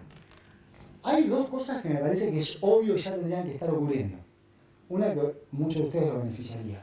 En Europa hay un programa de integración educativa que se llama Erasmus. Pueden irse un semestre a otro lado, integra culturalmente también, enriquece en términos de capital humano. Tiene un efecto sobre la productividad de las personas. No existe nada similar en nuestra región. ¿Por qué? Ahí hay economías de escala muy importantes, ¿sí? Desde el punto de vista educativo. Eso tendría que estar planificado por los estados. Lo que pasa es que los estados no actúan como tales. Se manejan como gobiernos. Y los gobiernos duran o 4 años, o 5 o 6, dependiendo del país. Faltan políticas de Estado transnacionales dentro de la región, ¿sí? Por eso empecé con la política exterior, que es muy importante. Lo otro es la integración de los sistemas energéticos. En Europa hay un nivel de integración mucho mayor. No hay razones físicas por las cuales la electricidad o el gas no pueden ir de cualquier punto del sur de la Argentina a algún punto de Brasil. Lo que faltan son dos cosas. La infraestructura. No tenés el ducto, no tenés la red de transmisión. Y la armonización de los sistemas normativos, que es un tema político. ¿Okay? Si eso ocurriese, la escala del mercado sería mucho más grande. Y como hay economías de escala, los costos medios de producción serían mucho más bajos y nuestras industrias serían mucho más competitivas. Y esto no lo impide la naturaleza. Depende de la acción humana, de la acción política. ¿Okay? Pero ahí realmente yo creo que tenemos como región y como país un potencial mucho mayor del que se ha venido realizando. Vamos a cerrar acá. Les agradezco mucho la atención.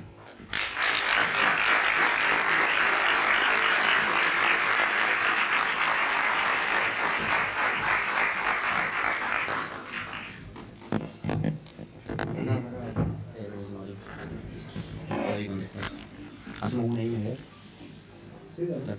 En primer lugar, recuerdo que tienen el QR, por si quieren seguir mandando. Tengo preguntas acá, pero si alguno quiere seguir mandando, nada, son bienvenidas.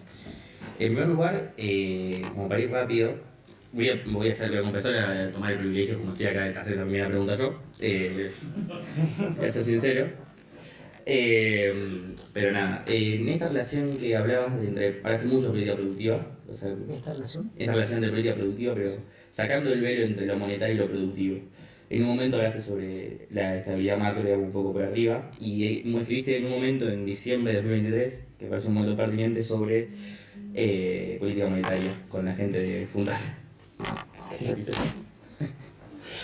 Y quería preguntar, este tema se dice mucho, ha ganado un discurso en la sociedad de Argentina le sacó 13-0 a la moneda. Argentina no puede tener moneda, digamos, pues, un poco son las soluciones de esquina, de dolarizar, etc.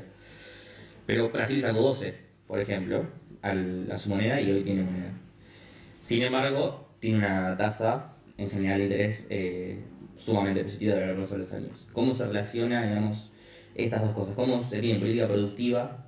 Como, digamos, en un momento donde el mundo vuelve a la política productiva industrial, con tener una moneda, digamos, teniendo estas restricciones de tasa de interés, digamos, nosotros no somos Estados Unidos, no tenemos los militares como para tener moneda. Buena pregunta, Valentín. A ver, vamos a arrancar definiendo una premisa, que es que no hay desarrollo sin un Estado que tenga crédito y moneda. Por eso cuando se habla de la dolarización es acabar el partido. No hay ningún país que le haya ido bien por ese camino. Bueno, creo que hubo un debate público valioso en el último año y esperemos que las chances de ir por una locura de ese tipo sean más bajas.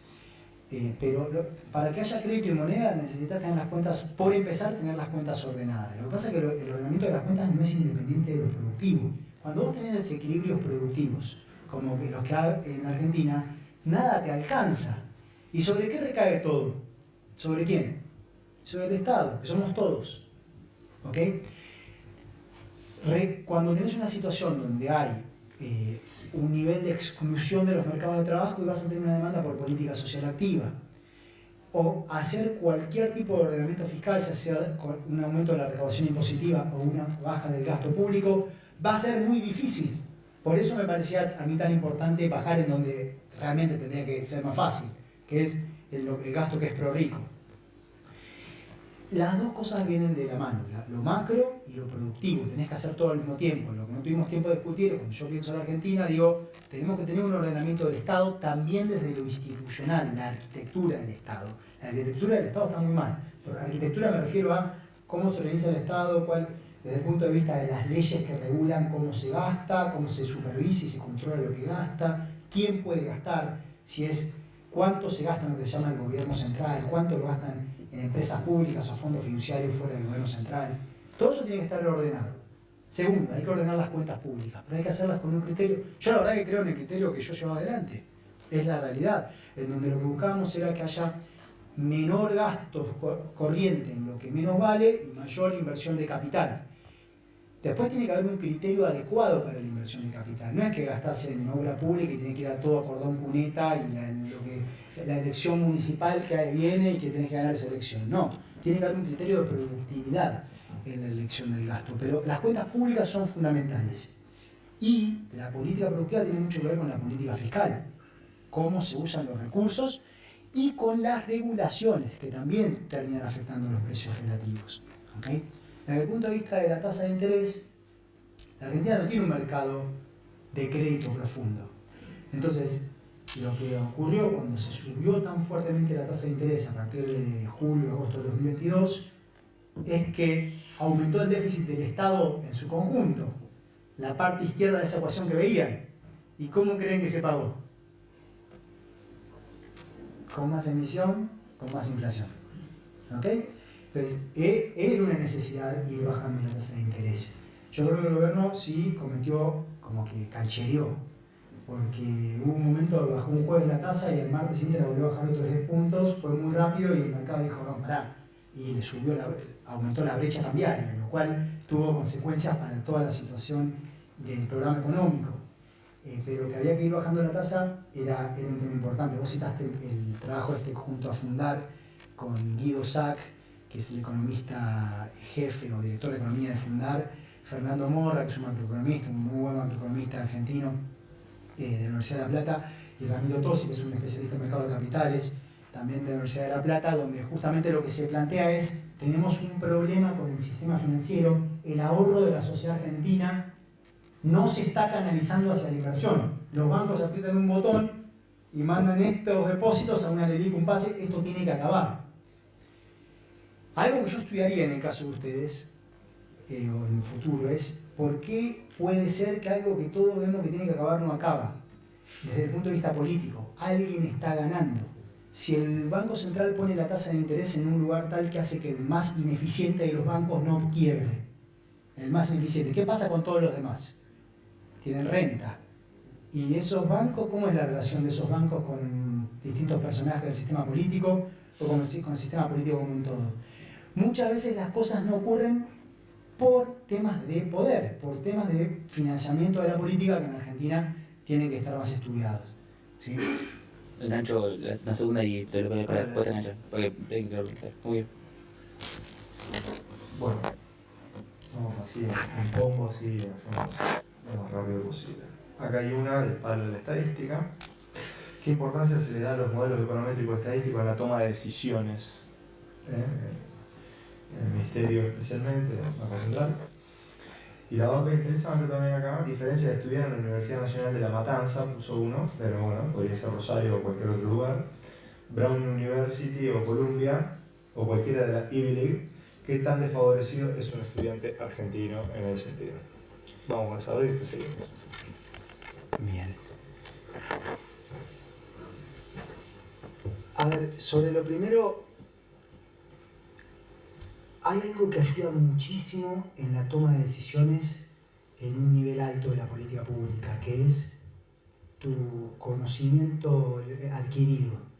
Porque tenés que decidir muchas veces de forma muy rápida y importa mucho. Hoy tenés 4 o 5 horas para decir algo enorme, o menos.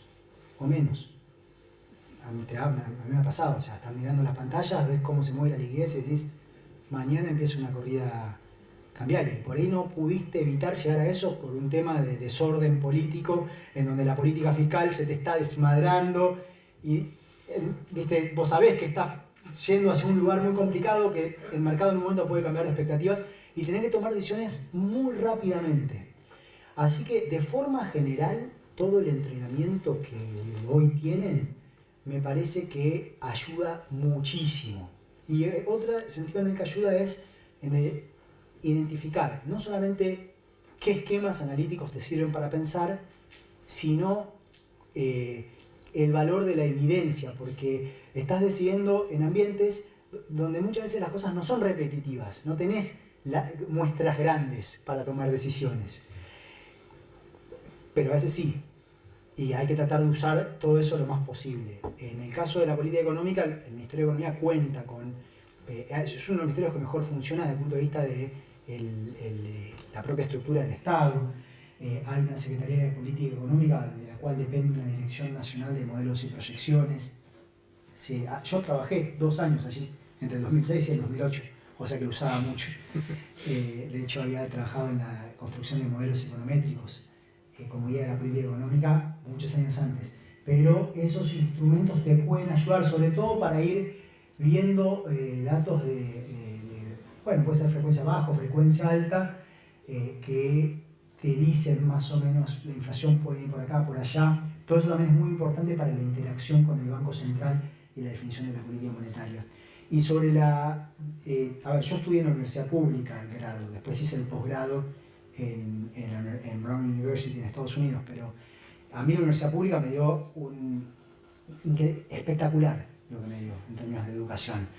Y a mí me pasa con estudiantes argentinos que después van a Estados Unidos, que están en un nivel muy alto en relación a otros. Yo creo que la Universidad Pública Argentina tiene una formación muy fuerte que hay que proteger, que hay que cuidar mucho. Después obviamente depende de cada persona cuánto esfuerzo le pone, y eso hace una diferencia muy grande. No es solo lo que te ofrecen, sino cuánto vos das de vos.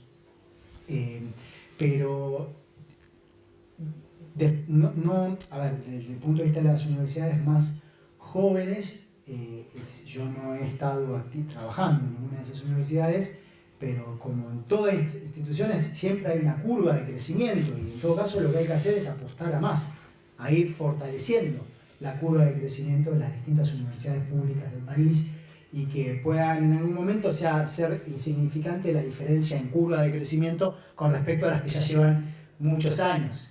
Por supuesto que eso requiere de un rol importante del Estado y un convencimiento de que esa deba ser una política de Estado. Entonces, cuando un gobierno de turno daña eso, tenés un problema. Después está internamente, dentro de las universidades siempre necesitamos siempre tener presente una dirigencia que apueste a la universidad. La dirigencia universitaria quiere a la universidad. Eso es así. Eso siempre va. Creo que es lo mejor que tenemos en la Argentina, nuestro sistema de universidades públicas. Bueno, voy a parar acá porque si no podría meterme una discusión mucho más grande sobre esto. Depende de cómo vos digas. ¿Sí? Tenemos 10 minutos. Sí. Ahora, tratando de comenzar varias preguntas, digamos. A ver, permitime, pero voy a hablar algo más, porque hay que hablar las cosas como son. ¿Sí? Y en los progresismos en el país es muy difícil dar ciertas discusiones y terminamos mal. Yo hoy tengo me genera hasta casi un rechazo de no poder discutir ciertas cuestiones. Un tema es el tema de cómo se organiza el mercado de trabajo, la legislación laboral. Como si cambiar la legislación laboral fuera solamente una idea de sacar completamente derechos. No es así. No es así. Pensar que no se puede tocar la legislación laboral es algo que es retrógrado y te atrasa con respecto a otros en un mundo donde la tecnología evoluciona. Es otro tema que también tenemos que discutir muy fuertemente. Yo voy a dar esta discusión.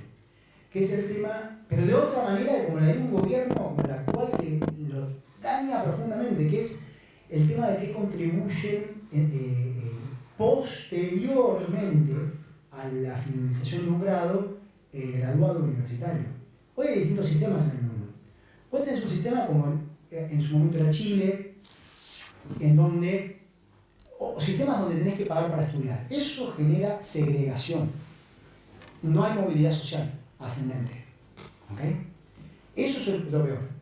Después tenés sistemas como hoy pasa en parte de Estados Unidos, en Chile, en donde vos tomás deuda y después puedes quedar atrapado con una carga de deuda muy alta en relación a tus ingresos, que es una angustia enorme, problemas para desarrollarte a nivel personal. Tampoco funciona. Después tenemos sistemas como el nuestro, donde vamos a la universidad, nos graduamos, terminamos y no contribuimos nada de forma directa. Si nos quedamos trabajando en la Argentina y hay impuesto a las ganancias, posiblemente tributemos impuesto a las ganancias porque a casi todos los graduados universitarios les va bien. Pero si te vas del país, no estás contribuyendo. ¿Ok? Y también te puede haber ido muy bien y que la contribución esté muy lejos de ser proporcional al valor que tuvo esa educación y al costo que tuvo esa educación. Y después tenés un sistema como el australiano. En inglés se llama Income Contingent Loan, que es un préstamo contingente de tu ingreso. Pero lo que dice es, terminaste la universidad, esperás unos años. A la universidad está prohibido pagar, no importa que seas rico o pobre, prohibido pagar. De hecho, lo que se busca es igualar condiciones iniciales. Si estás peor, tenés que tener una beca para no tener que trabajar, que te afecta mucha gente. No, imagínate, tenés que trabajar, encima te tomás 2 horas y media de colectivo de tu casa al trabajo, volvés al trabajo, además tenés que ir a la universidad, quedás afuera. No, beca. Pero, pasaron unos años desde que te graduaste, empezá a pagar. Pero en función de tu ingreso hasta un tope. Y hasta un tope en el monto que pagas y además en el tiempo. Pasaron, en Australia es 20 años. Pasaron 20 años, empezás a pagar, no pagas más si no llegaste. Habría que ver cuánto. Esas son las discusiones que hay que dar. Porque eso lo que genera son recursos que te alivian otras cargas. Es progresivo. Yo quisiera poder estar pagando. Hoy debería yo estar pagando por la educación que me dio la Universidad de La Plata. Hoy tengo un cargo en la Universidad de Columbia, tengo un buen salario. ¿Por qué no contribuyo nada? Eso no está bien. Y los progresismos no dan esas discusiones. Y después terminamos como hoy estamos. ¿Sí? Yo creo que esa es una discusión que la Argentina tiene que darse en el futuro cercano. Yo te reo tema de la coyuntura. Preguntante de buscar Nelson o varias preguntas en general, digamos, en relación con lo anterior que aparece bastante. También en otro trabajo y en diferentes lugares, recientemente el tema de los pasivos remunerados, digamos, y lo nombro porque me parece importante porque formó parte de la política económica de manera fundamental. ¿Qué pensás de lo que se hizo, digamos? De lo que se hizo, digamos, medio como una obsesión con licuar pasivos remunerados a como diera lugar. ¿Qué opinas de cómo se cambió, digamos, la titularidad de la deuda y se aumentó en el corto plazo, digamos, ya que uno lo de los primeros años, por ejemplo, la Ecuatorial? Y un poco en relación con esto, como decías antes, un poco volviendo a cómo fue tu experiencia como ministro, ¿cómo es el problema de la coordinación de la política económica? ¿Qué te pasó a vos? ¿Qué dificultades tuviste, que no tuviste, no lo sé? Sacando el tema de los nombres propios, digamos, sino cómo es hacer política económica, porque desde la teoría muchas veces se dice tengamos un banco central independiente y a la vez, bueno, coordinemos la política económica, porque si el Banco Central hace A y el Tesoro hace Z, se supone que muy bien no va a funcionar. ¿Qué te pasó? Bien, vamos a arrancar por la segunda, si después terminamos discutiendo la situación actual. Y no te quiero robar el tiempo, Fernando. No, está perfecto. Sí. Desde el punto de vista de nuestro gobierno hubo distintas etapas. Al principio la coordinación fue muy buena, los primeros meses. Después vino la pandemia y hubo una respuesta que creo que desde el punto de vista de la política económica y social fue una respuesta muy correcta, con unas restricciones de financiamiento brutales, lo que fue el programa ATP de asistencia al trabajo en la producción, que impidió que hubiese despidos masivos en la Argentina, lo que fue el programa del ingreso familiar de emergencia. Obviamente que esto tuvo una consecuencia de que se hubo que recurrir a financiamiento del Banco Central. La pandemia terminó afectando a la situación fiscal, aumentó mucho el déficit, había que después bajarlo. ¿Okay? Y no solo tuvo consecuencias económicas, sino que tuvo consecuencias políticas, porque cuando vos tenés que bajar el déficit, todo es más infeliz que si podés subir el déficit. Y nadie quiere pagar el costo. Yo creo que en la conducción, hay un tema de las democracias que es, vos haces algo que tiene un costo inmediato y bueno, entonces alguien tiene que pagar el costo, pero entonces eso afecta a los incentivos a hacerlo, entonces no se hacen las cosas. ¿Y qué termina dañada? La democracia. Hay que tener una responsabilidad política enorme. En el 2021 había que bajar el déficit, se bajó de 6,5% del producto del déficit primario a 3% del producto. Y había que seguir bajándolo, de hecho había que haberlo bajado más, segmentando los subsidios al consumo de la energía, para que no hubiese que realmente podía pagar, esté siendo subsidiado por el Estado. Pero sí que hubo, esto es públicamente conocido, que hubo un conflicto político enorme en ese contexto y es quién tiene la culpa de que la elección se pierda porque el salario real no pueda recuperar los 20 puntos que cayeron durante el gobierno previo. ¿Okay? La pregunta que creo que aparece bastante, ¿cuál era la fundamentación respecto a por qué no se bajó los subsidios? No, eso es, creo que es un tema principalmente político. Después se bajaron y no pasó nada. Se segmentó en el 2022, 2023. ¿Vieron alguna tapa de diario diciendo que algún paciente electrodependiente tuvo un problema por eso? No pasó absolutamente nada. Fue un tema político. Como la política fiscal en general, eso es el tema más grande, pero no era el único tema, y sí que ha habido problemas de coordinación que algunos con este gobierno están presentes porque hay un problema más, no de coordinación, sino de manejo del Estado, pero lo que no tienen es esta cuestión entre los distintos bloques de la política económica, no estando suficientemente coordinados. Más allá de lo que uno piense, si le gusta o no le gusta, a mí no me gusta, pero esa es otra historia. Yendo a lo actual, hay varias preguntas que me hicieron. Acá hay otra que es: ¿cree que es sostenible el plan de gobierno de Milei en el plano macroeconómico? Vamos a hablar de lo actual. ¿Cuánto me da? ¿5 minutos? Sí. 7. Sí. Yo creo que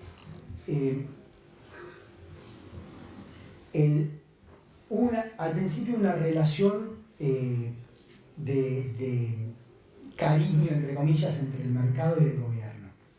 En donde el mercado vio que este gobierno tenía un norte desde la definición fiscal, el ajuste, y que había no solo un norte, sino una voluntad y capacidad de hacerlo, y desde el Ejecutivo aún si no tenía al Congreso de su lado. Y la parte de la ecuación monetaria, eso es, por un lado, bajar la tasa de interés, baja la inflación, por otro lado, la magnitud de esa licuación es tal que le licúa a la clase media en términos del valor en pesos sus plazos fijos, pero al mismo tiempo bajaba la brecha cambiaria. Entonces, en dólares subía el valor de los ahorros, ¿ok? Porque la tasa de interés le ganaba la tasa de devaluación del tipo de cambio paralelo, del CCLM. Y durante meses hubo esta relación de un mercado y que va bastante amigo de las políticas del gobierno.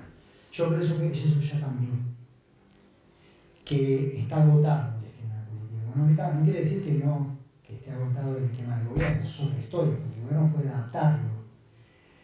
Y hoy veo que hay dos visiones que se están discutiendo. Una es la que manifestaron desde el Ministerio de Economía, que dijeron: le pedimos plata al FMI. ¿Para qué querés la plata si no tenés déficit fiscal? ¿Sí? Y bueno, podés hacer dos cosas: o me la guardo como reservas o me la gasto, interviniendo en el mercado cambiario. Entonces, lo que uno lee de eso es: espero venga la plata del FMI para salir del cepo, interviniendo en el mercado cambiario, y que entonces el tipo de cambio esté más cerca del oficial hoy que del paralelo. Eso sería gravísimo para la Argentina. O sea, pedir más plata al fondo es gravísimo. Otro problema más grande es futuro de deuda, además de lo que es la relación con el fondo, que no es el Fondo Monetario Internacional que pensó John Maynard Keynes, el economista británico, en el final de la Segunda Guerra Mundial, para actuar de una forma solidaria. No funciona así, representa intereses de accionistas representa los intereses del sistema financiero internacional firmado acá y que me lo venga a discutir quien sea. ¿Ok? Es así. Entonces eso sería un gran problema. Después tenéis la otra visión, que es más parecida a como hizo el gobierno de Macri, la salida de golpe, sin ninguna regulación de los flujos de capital entre el país y el resto del mundo. Que pareciera ser aquella que el staff del FMI está empujando de acuerdo a la publicación que hizo el lunes, no este, sino el anterior, en el reporte que publica el staff del FMI sobre la situación de la Argentina. Y en el medio del mercado dice, no sé qué va a pasar, la brecha ya subió, no se liquida dólares, cuando no se liquidan dólares hay expectativa de devaluación, mientras tanto, ¿qué hacen? Me cubro, cuando te cubrimos más a un activo seguro, que no es el peso, o un activo en pesos, y se sigue retardando por la misma razón, o hay una menor liquidación de divisas, y eso también pone un piso a la baja de la inflación. Salir del cepo te pega más fuerte en la inflación en el momento, pero después el piso es más bajo. Ahora, ese es un problema para cualquier gobierno. Nosotros nunca pudimos salir del cepo.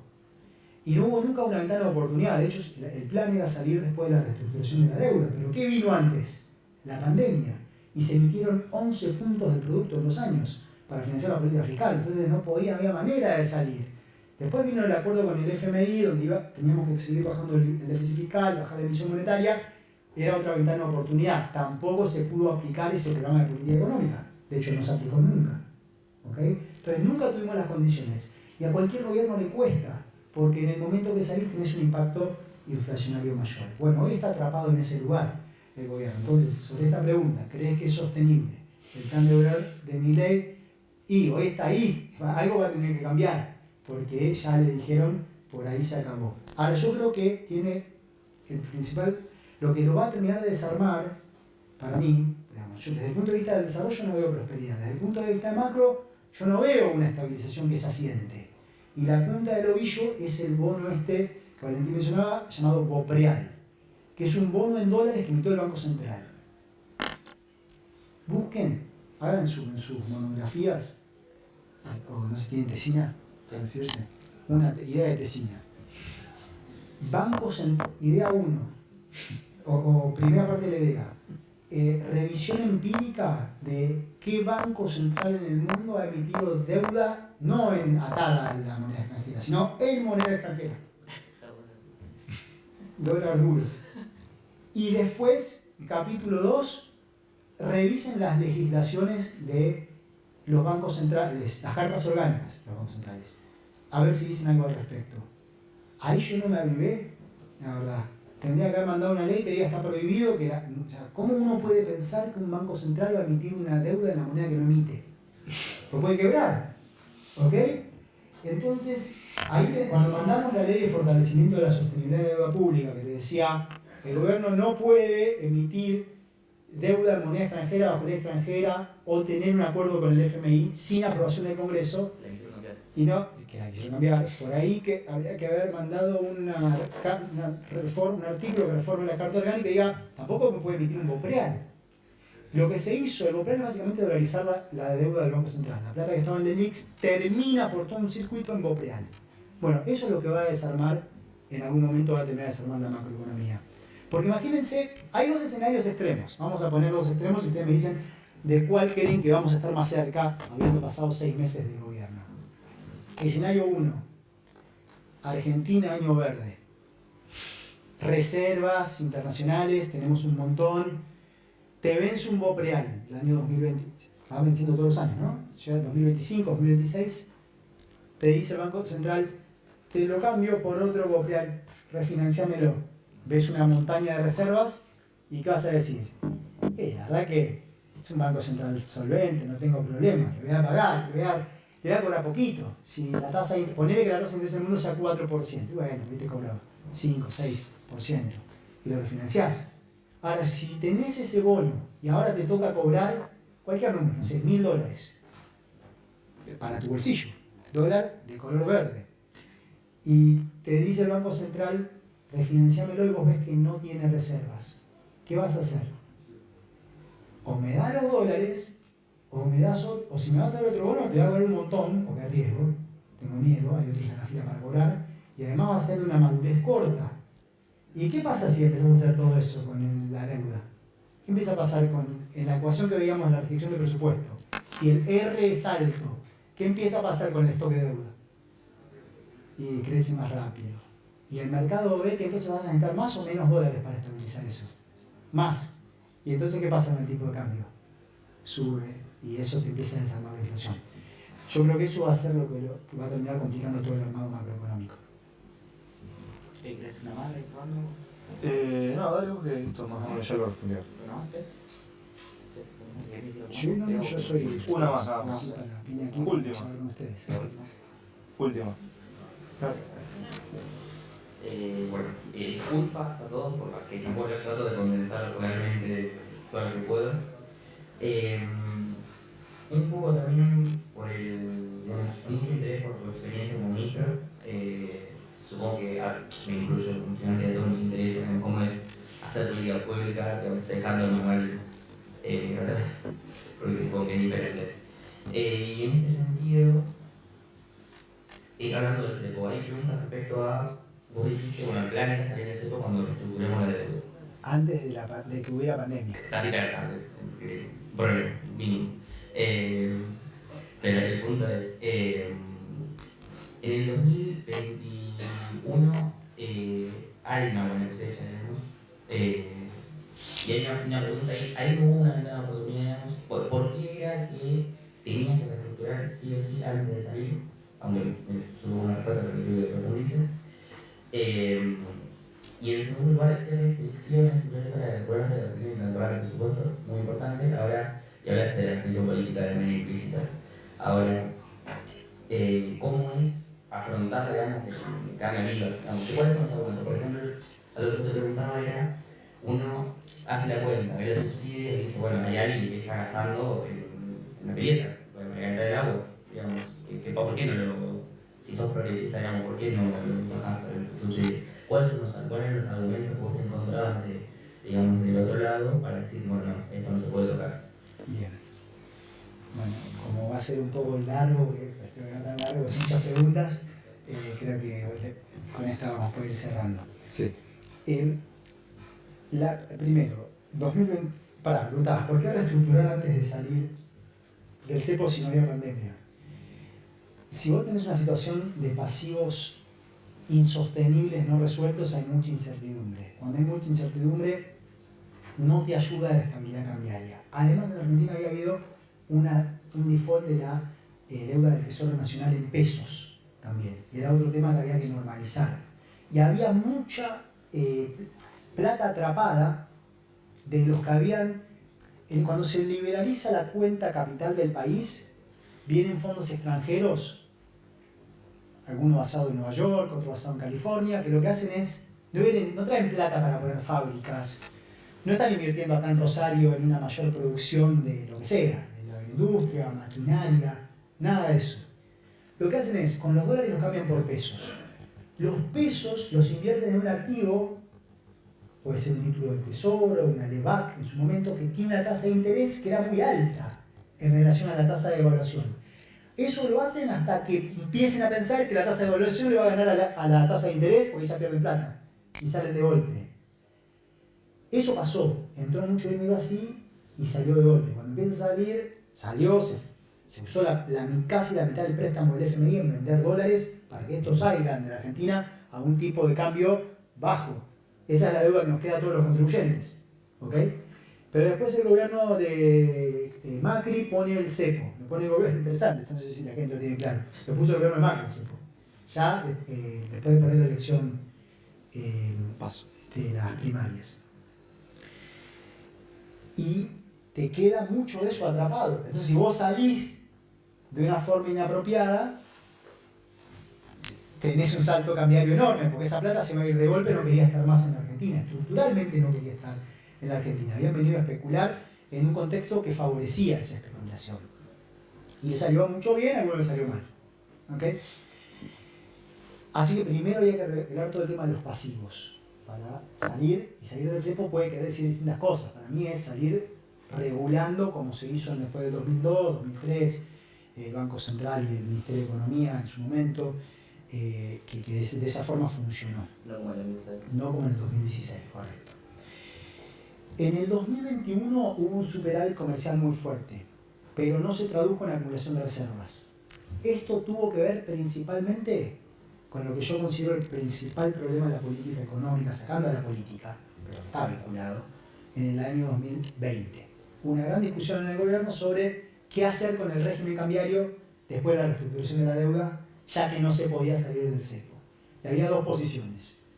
Una era desdoblemos el mercado cambiario, que toda la parte financiera esté en un mercado. Si vos querés refinanciar, te querés pagar tus deudas, andá a comprarlas en otro mercado o andá a hablar con los bancos para refinanciarlas. Las empresas, ¿no? Las empresas que tienen deuda en dólares, que habían crecido mucho durante el gobierno previo. Y la otra era no hacer eso, porque supuestamente decía la otra posición va a voltear a las empresas. Yo creo que no las iba a voltear, que las empresas que tenían hojas de balance muy solventes hubieran refinanciado esas deudas y que el Estado Nacional hubiera podido acumular más reservas, porque lo que se puso fue una regla donde de cada dólar que vencía de deuda de la empresa podía llevarse 40 centavos, o sea, el 40% para pagarla, para amortizarla, y el resto lo tenías que refinanciar. Pero 40 es un montón. Si vos tenés una empresa que tiene deuda en dólares y tiene un vencimiento y te están dando el 40% de ese valor a tipo de cambio oficial, cuando la brecha era 60, 70, después creció la brecha, ¿no? Después volvió a bajar. Y vas a comprar todos los dólares que puedas. Y eso fue lo que pasó. Entonces, ¿por qué en el 2021 no se acumularon reservas? Por esa razón. Eso dilató mucho el poder atacar el tema del cepo cambiario. Eso no estuvo bien. Y después, la última pregunta tiene que ver con lo político. Lo de los subsidios es un tema de larga data. Ya. Vos fíjate ahí. Eso está en 2003, arranca 0,1 del producto. ¿Qué pasó en los 90 en la Argentina? Se privatizaron las empresas de servicios públicos. Son monopolios naturales.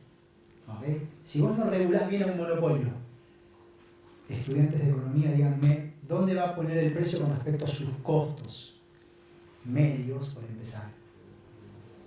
Más arriba, va a tener una renta de poder de mercado.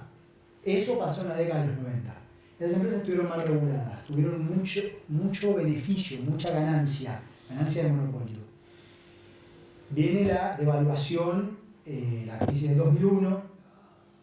Si tenés una empresa que tiene una rentabilidad extraordinaria y le congelás la tarifa, y hay un poquito de inflación, en el 2003 fue 3% la inflación. ¿Sí? ¿Qué pasa con la rentabilidad de esa empresa si está congelada la tarifa? Cae. Y entonces la tarifa en términos reales está cayendo. ¿Quién se beneficia?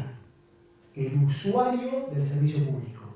Es decir, en ese momento congelar generaba una redistribución desde los usuarios, desde las empresas monopólicas mal reguladas hacia los usuarios. Eso es progresivo. Los usuarios son todos. Los pobres, los clase media y los ricos. Pero las empresas son los accionistas. Ahora, una vez que se agotaron toda la rentabilidad extraordinaria, si seguís congelando, ¿qué pasa? No puede producir la empresa, se va, desinvierte. Entonces, ¿qué pasa con el servicio público? Cae la calidad, vas a tener cortes de luz, etc. Si querés congelar y que eso no te pase, ¿cuál es la única que te queda? Subsidio. Eso empieza a ocurrir desde 2006. 2006, 2007. A partir de 2007 empieza a ocurrir eso. 2007. Pasa a 0,7 del producto. Empieza a subir, a subir, a subir. Y ahora, ¿quién paga el subsidio? ¿Quién lo paga? ¿Quién financia los subsidios? Los contribuyentes. O sea que ahora se redistribuye de quién hacia quién. Desde los contribuyentes a los usuarios. No de los accionistas de las empresas hacia los usuarios. Si tenés una estructura tributaria muy progresiva y no tenés inflación, fenómeno. Ahora, si lo pagas con impuesto inflacionario, ¿quién lo sufre más? Los pobres. Entonces pasa a ser regresivo. El argumento que se daba por entonces, al principio, era que congelar generaba un aumento de la demanda agregada porque había una redistribución progresiva. Eso dejó de ser cierto. Pero eso nunca lo cambiamos. Yo no tengo la respuesta, pero también miraría cuestiones políticas. Por eso yo insisto con mirar bien cómo se estructura el Estado, quién maneja los subsidios, si está dentro de la administración central y tiene los mismos niveles de control que la ley de administración financiera impone o no. Esas son las cosas que debería para tratar de entender esto, porque a mí me cuesta mucho entenderlo y por ahí ustedes me pueden ayudar. Pero finalizando con la cuestión política, o la cuestión de la gestión en un lugar como el Ministerio de Economía, esos son lugares donde, a ver, si yo veo a alguien que no vea que esté persiguiendo los intereses del pueblo, me molesta muchísimo, muchísimo. Entonces son lugares donde tenés que entregar. Ahí nadie gana si lo haces en serio, bien, de forma honesta. No, nadie lo va a hacer por un salario en absoluto, al revés, perdés desde ese lado. Tiene que ser una entrega absoluta para con el país, eso no es para cualquiera. Y tenés que nunca tiene que importar las personas, o lo personal, nunca. Ya estás mirando cosas que están a otro nivel. Y hay ganadores y perdedores de las políticas. Y tampoco tenés que fijarte obviamente cuando las pérdidas están concentradas y las ganancias están muy dispersas. Entonces el lobby es muy concentrado, porque las pérdidas están concentradas. Vos haces una restitución de la deuda, el día que te peleás con lo que te tenés que pelear a muerte, porque estás en un conflicto de cómo repartimos lo que no hay, o lo poco que hay. Bueno, los intereses en juego son enormes. Vas a tener, ¿cuánto sale en un medio influir para que si hay 30.000, 40.000 millones de dólares en juego en un periodo de 10 años, la narrativa cambie y que haya un ataque al que está representando otra cosa? Todo eso tenés que inmunizarte completamente. Después, obviamente, tenés que resolver cosas muy concretas que implican diálogos de todo tipo. Mucho de lo que hace una figura en la política pública de ese nivel es política, porque tenés que alinear condiciones. No es un trabajo solamente técnico. Salvo que todo funcione tan bien al más alto nivel que ya esté resuelto en otro lugar. Si no, tenés que hacer demasiado de eso, para lo cual podés no tener la estructura, que es un tema muy importante, ¿sí? Pero sí me parece fundamental tener muy claro cada decisión qué implica para la gente como un todo, para los distintos sectores de la sociedad, entendiendo que hay ganadores y perdedores. Si las políticas públicas les interesan, me parece algo muy recomendable en general, porque como colectivo podemos progresar si trabajamos de una forma muy patriota, y el instrumento para la transformación es la política. Ese es el instrumento, la política, y el usar la política para la ejecución de políticas públicas. Yo creo que hace falta mucho más de eso, y creo que sería muy bueno para la Argentina que los jóvenes tengan cierta pasión por la política pública. Muchas veces la gente le tiene miedo. Ahora, yo lo que les digo, y me ven a mí, que todas las noticias y las cosas que se decían, también es muy gratificante con el corazón, ¿sí? Y vale mucho meterse en eso. Ojalá que alguno los motive en ir por ese camino.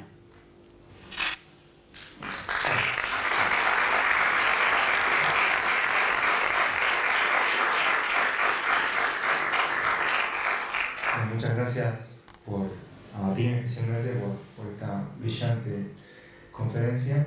Gracias a todos por venir, y bueno, esperamos en una próxima oportunidad vernos de nuevo para próximas conferencias y eventos. Bueno, gracias a las autoridades nuevamente, y también a todos los integrantes de las revoluciones que hicieron posible esto. Bueno, muy amable. Gracias a todos.